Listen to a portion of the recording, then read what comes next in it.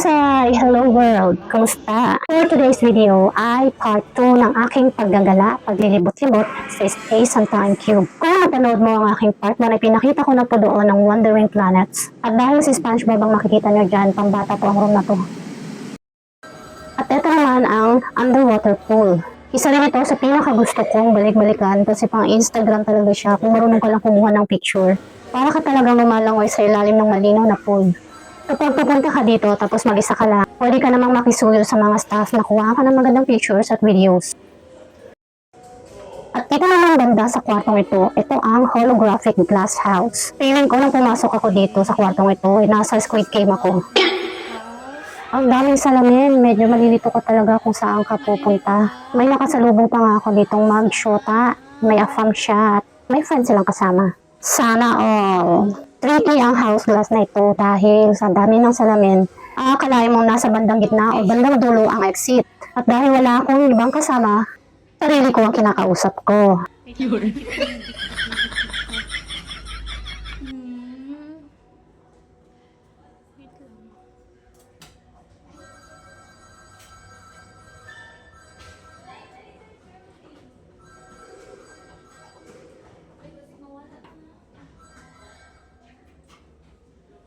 Mawala.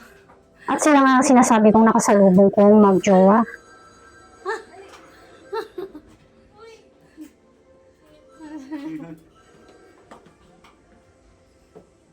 Okay, dito kayo.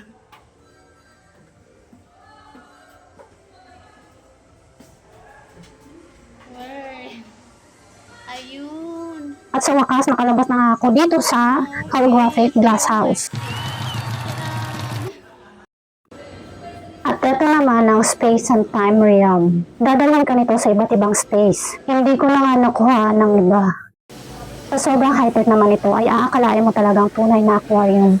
Halos hindi matanggal ang paningin ko sa area ito dahil nakakatuwa panoorin. At dito ako nakaramdam ng konting kalma. Kung may tugtog nga lang dito na lalabay, baka nakatulog na ako.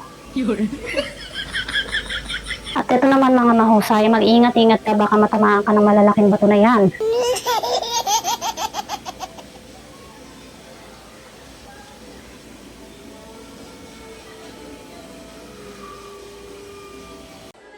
At dito naman mga mahusay, akalain mong sumakay ka ng tren.